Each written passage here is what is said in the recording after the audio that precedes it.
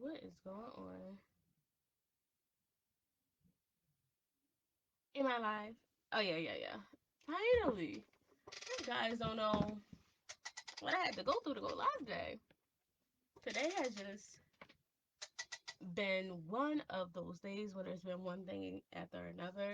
But I feel like today I really just mastered the art of smiling and laughing because I was literally laughing throughout the whole entire day, even though I was in pain for fibroids. And if you don't know what fibroids is, go on my profile and click on that last picture, and then you can see why I had such a challenging day. But whichever which way, we're here. I'm live as promised to break down part two of Love Isn't Supposed to Hurt. Now, if you don't know what Love Isn't Supposed to Hurt is, it's a series that I'm actually currently doing in my first poetic series in honor of Domestic Violence Awareness Month. Basically, throughout the series, the four-part series, where we just break down a relationship, talk about the warning signs that it was for abuse, and an attempt to help someone else, basically. So, last week we talked about the beginning phases. We talked about the introductory period and some early warning signs even before you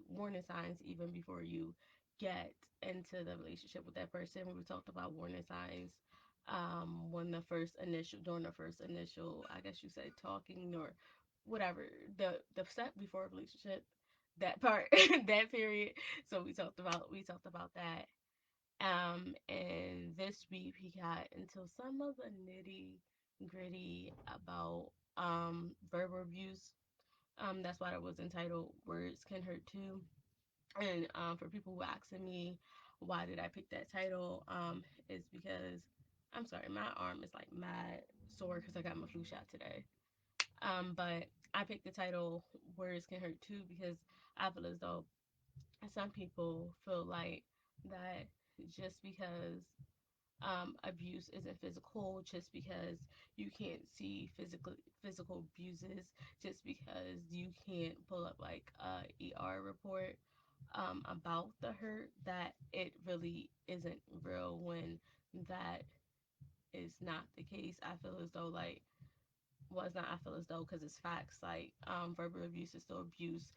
Words do have power.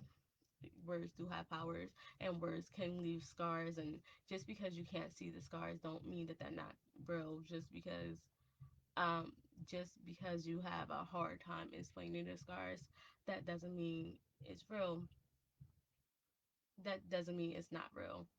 I started off the piece with like a nursery rhyme. It's like stick and stone can break my word. Stick and stone can break my bones, and it goes. But words may never hurt me. When in reality, it's not. That's not true. Yes, we can physically see the damage that both sticks and stones can make, but words can also lead damage. And that's what the poem goes into, because it was saying that it's easy to identify a victim once blood has been shed. So once I feel as though that people, it's easy to identify you as a victim, or to see that you're really going through something, and see that you really need help. If the abuse had manifested itself in a physical attribute, but not so much when it's like um emotional, right? Because sometimes I know me myself. Sometimes I feel as though when I display emotion, that people just um most likely just brush it off, and they don't really take it seriously.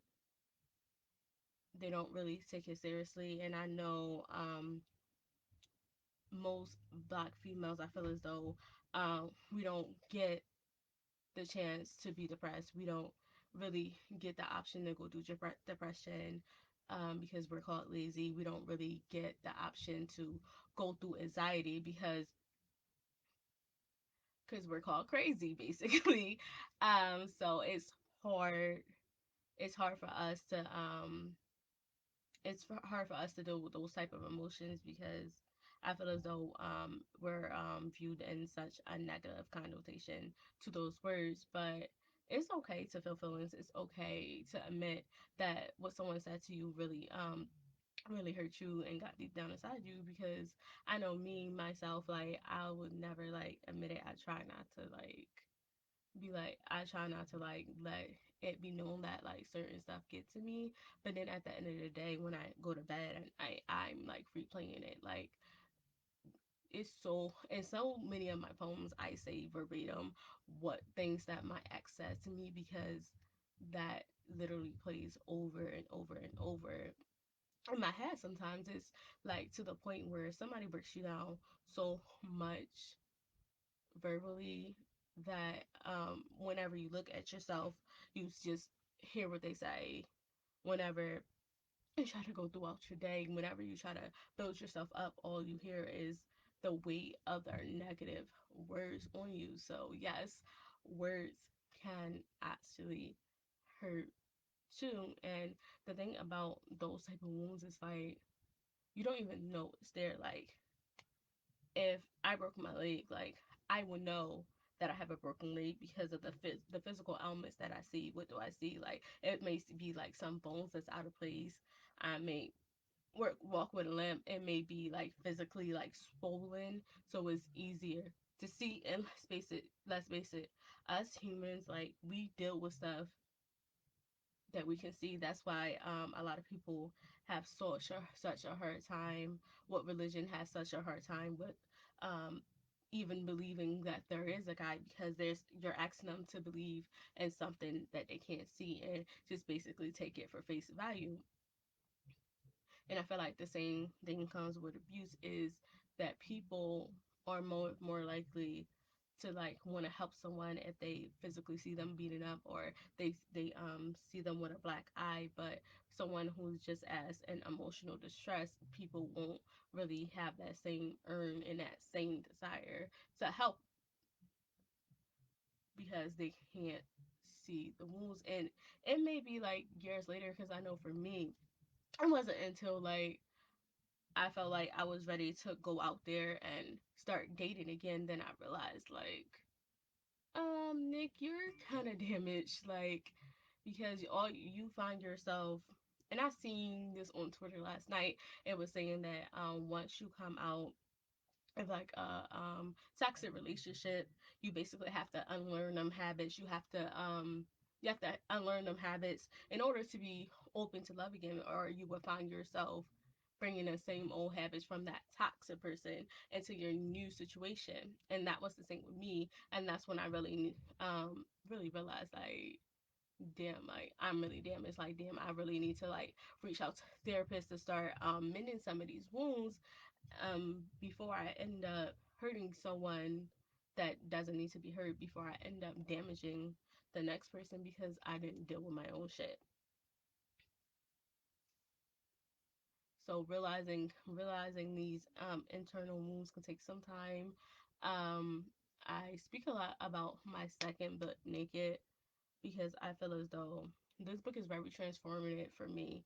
Um, I writing it, I was really transformed. The year that it was written, it was like really transformed, and the whole thing. And I'm not going to speak too much about Naked because on Wednesday I'm going to do a whole breakdown of that book, because I feel it's so many important concepts within that book. And I'm not just saying it because I wrote the book, but I'm saying it because the transitional, I don't think you guys really grasp the transitional period that happens between Return to Grace and Naked, and then again the Shy Girl Speaks. But it's all about facing internally and basically owning up to your shit. Like for so long, I did nothing but blame my ex for everything that happened in the relationship and didn't take any responsibility in the relationship, right? So if as we go through the poem, it talked about how it was like I was caught in basically this vicious cycle. Oh, Thank you, Nettie. I feel like everybody, I know a lot of people tell me that Naked is their favorite book so far. But I feel as though, what was I saying? Oh yeah, in my relationship, it's so easy to blame the other person, but I feel like there is signs. Like I talked about in part two about being just stuck in the cycle of constantly someone who was tearing you down, but at the same time, like when you got to your breaking point where you was ready to leave, they would build you up. Like, and it was that was the thing with him. And like when I brought it up, he was just like, "Oh yeah, I'm keeping you humble," like as a joking matter. Like, I don't need you to keep me humble. Like, what the hell? I don't need you to keep me humble. That isn't your job. Like, no one in a relationship should feel like they have to constantly tear the other person down, or and on the flip side, no one in a relationship should be constantly being teared down, be constantly just telling what they did wrong, should be constantly telling, giving a list of flaws about themselves. Like, that isn't a conducive environment for anyone to live in. That isn't good for anyone's mental health. And that relationship ultimately is not going to succeed. And it doesn't matter how much you try to pour and pour and pour in your relationship, because I felt as though that was the one relationship I feel as though I really, really, really tried to make it work. I really, really tried to pour. I kept pouring and pouring and pouring and pouring. But you can keep pouring and pouring and pouring into a situation, but if you're not being replenished, it's like, what is it saying about you? Like, you just want to give and give and give, and that person is, of course, if that's the type of person who doesn't mind taking, they're just going to take. When a relationship, it should be 50-50. You give a little, I give a little, you water me, I water you, we can grow together, right? And then it's the type of disagreements, like every every disagreement is not our argument. Like, if we have a disagreement and then all of a sudden you start calling me out my name, I'm all type of bees, I'm all type of hoes, you start accusing me of all these things, and I'm just like looking like, where's all this coming from? And a phrase that I hate, I hate when someone say, like, we have an argument and they say some stuff and they're like, "Oh, I was just mad." So that's why I said it. That's why I said it, because I was just mad. And I feel like, one, that's bullshit, because I feel like when people are mad, they really get the courage to say everything they wanted to say, but just because we were in a good place at that moment, they didn't say it. So when you're mad, and then when you're mad, it's like you want to say anything to tear me down. And then it's like, if this is someone that I'm supposed to love, like, I'm not going to do stuff to or say anything to hurt you, even if I'm upset with you, because you can be upset with someone. It's a difference between being upset and mad. Like, I was taught that dogs get mad, human beings, we get upset, right? And it's like, it always be like that first disagreement. I feel like it's that first disagreement in a relationship where which is gonna really, like, determine, like, can we disagree without tearing each other down, without calling each other names? Can we just disagree and come to like a meeting of the minds? Every disagreement don't have to really turn into a match.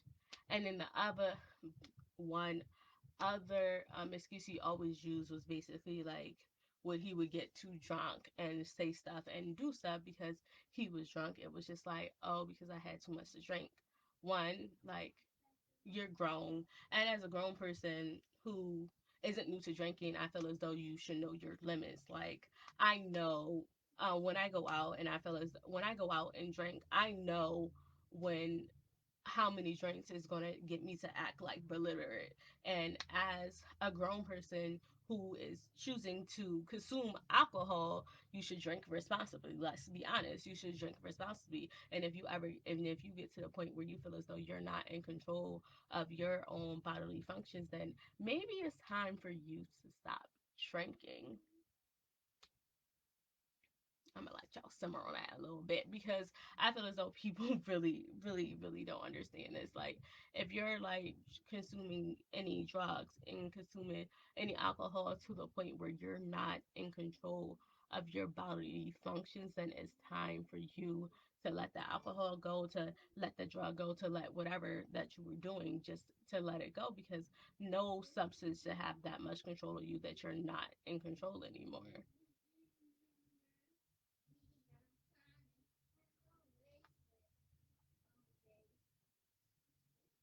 So, and I know that was another, like another never excuse, and then it's like, and again, it's saying when you're mad, I feel like people use alcohol as an excuse to get stuff off their chest, to say stuff that they normally wouldn't say, but they call it liquid courage. So now that you have a couple of drinks, you're going to say what you have to say. So I feel like that I was just drunk excuse, that's BS as well, because I feel as though that stuff that was deep down inside you, even though it may have been elevated, I feel like the root was still there. And in my other poem, greatest mistake, I talked about I talked about being sick. I talked about a virus, and how people just try to treat the symptoms but don't actually treat the virus. So it's like your garden has weeds, and you just cut in the weeds that's visible, but you never take the time to pull up the root and then wonder why this weed continues to grow. Like, you never take time. Is a big explosive argument. It doesn't start off as a big explosive argument. It start off at little things, but it start off at little things here and there, but like the root is always there, and then you just address the little things and then wonder why it's escalating to the next level, is because you never take the time to address the root of the problem. Just like me, when I talked about, again, in the poem, when I talked about this toxic and vicious cycle, I'm just saying, okay, we had an argument, now we made up. Okay, we have another argument, now we made up. We have another argument, now we made up. And never dawned on me to just to take time and figure out why we're having so many disagreements, because honestly, if you're having so many disagreements, it's so hard for you guys to come together to live cohesively. Like, maybe the problem is that y'all shouldn't be together, and you're forcing square little blocks into a round peg. Like, it's never going to work. And it's not saying that you're a bad person and he a bad person, because just because two people are good people don't mean they're going to mesh well together, right? Because I feel as though two people who does different backgrounds, who, how can I say that? Just because two people are good people doesn't mean they're meshed well together. Like, you can be like the greatest person, but that doesn't mean that you're the man for me. Like, I pride myself on being a great woman, but of course I'm not gonna be the woman for everyone, right? Especially if we're in this place in our life, because granted, when this happened, I was young, he was young, and we probably had no business trying to be in a relationship, in a serious relationship, as we were trying to be in, because we're both learning, we're both growing, and we both have had a lot of undoing to do before we try to be in something, right? And then when you're young, you don't really like grasp that concept. All you're thinking about is you living in it now, and this is my man, this is my girl, we love each other, and we're about to run off to the sunset, when, and realistically, that isn't going to happen.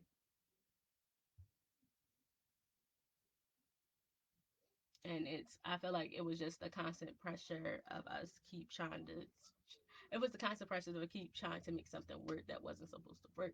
Now, granted, I feel like there's no excuse for abuse. Like, I feel like no one should ever be physically, mentally um abusive to anyone. There's absolutely no excuse for that.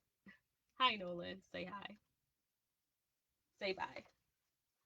Hi. There's definitely no excuse for that. But again, I talked about getting to know the person last week, and I feel as though getting to know the person and actually taking the time to date the person, actually taking time to ask questions about their background, see how they treat their mom, see how they treat their siblings, like.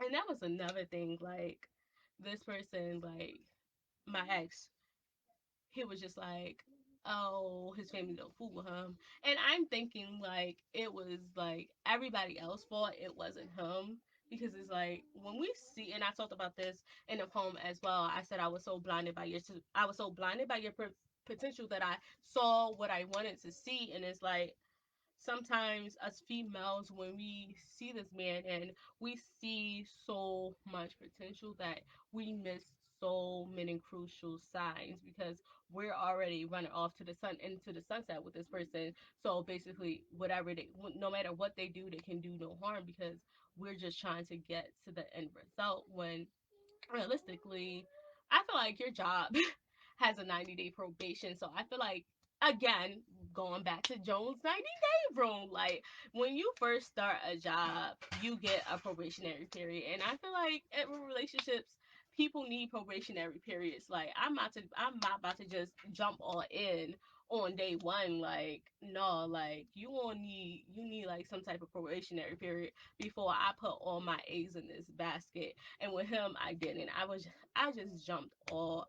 I was just jumping all in. Like my height didn't really have no care in the world. I think that was when people kept was saying yellow. Nobody don't say that no more.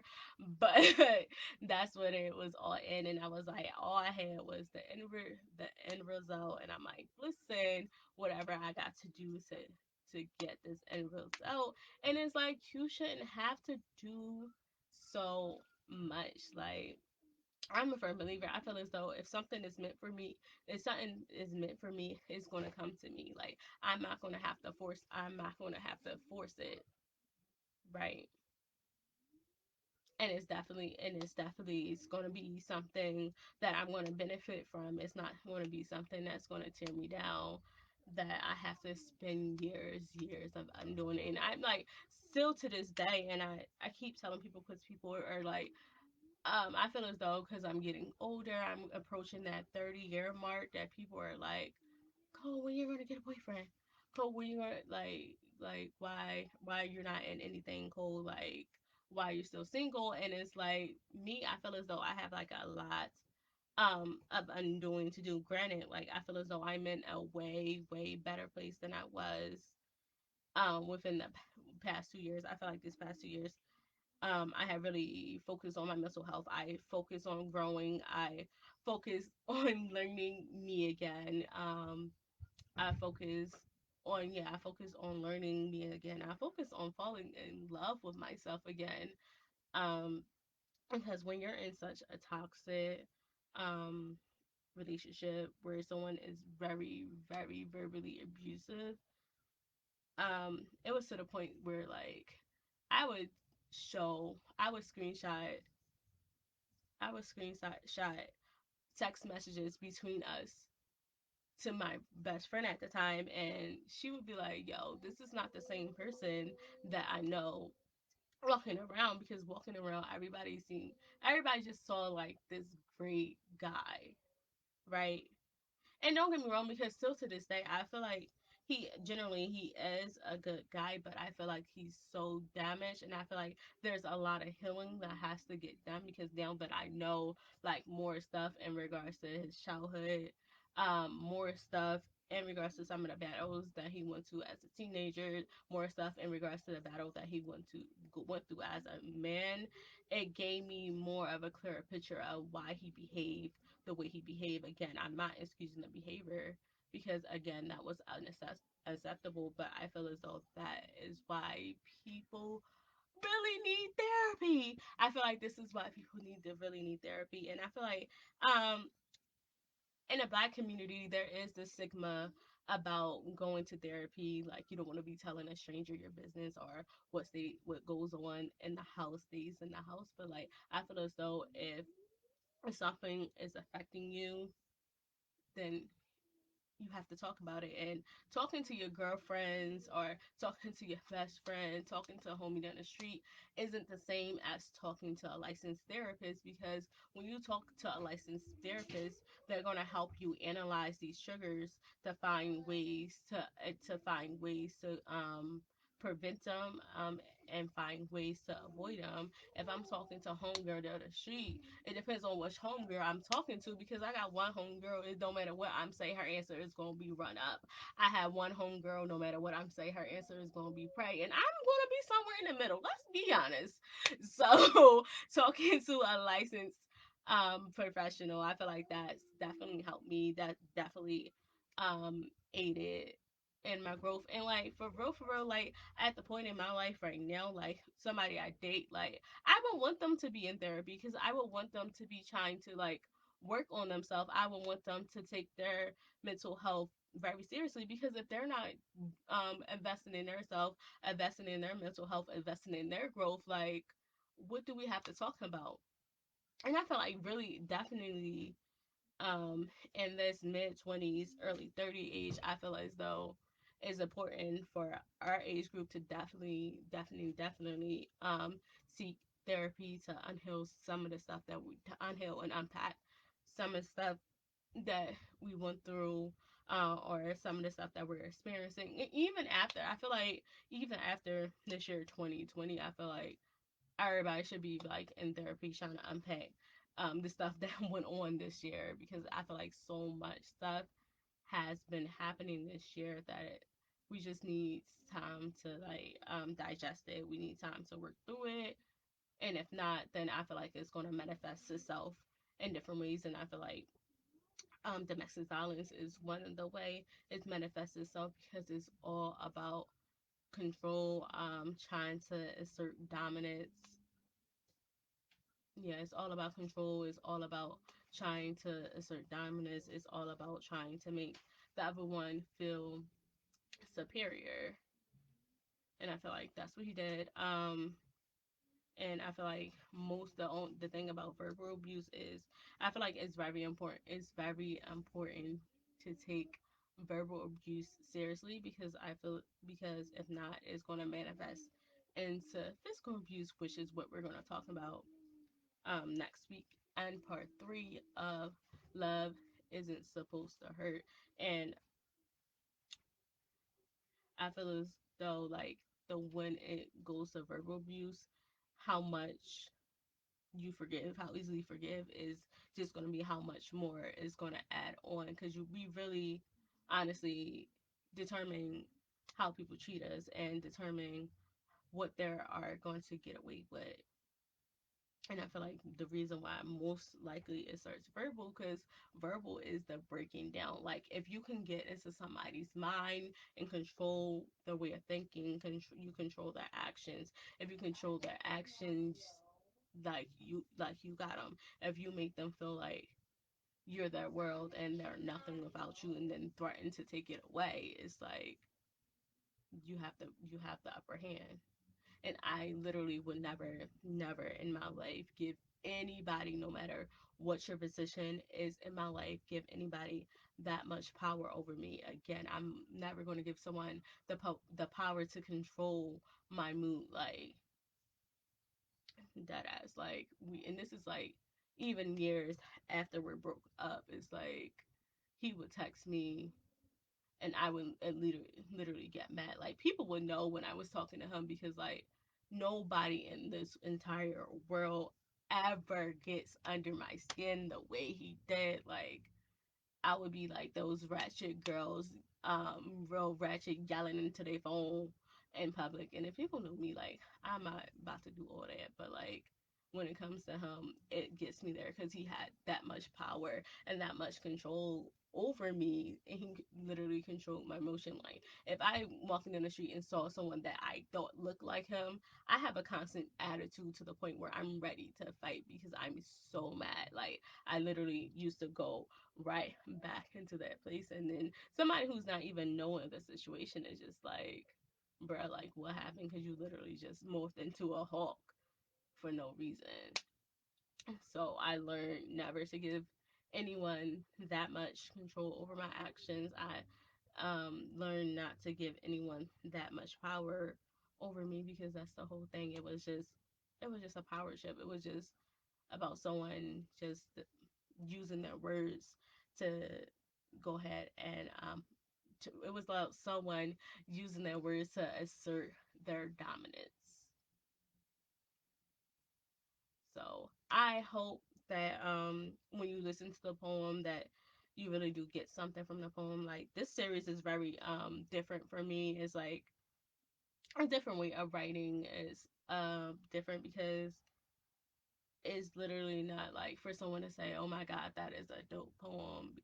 It's for it's really just more of a thought provoking series to have conversations, much like this one. So I hope that this series start conversations, even though some of the conversations may be uncomfortable, but it's through those uncomfortable conversations, is through pushing the envelopes, is through really picking your mind and self-evaluation that you actually grow.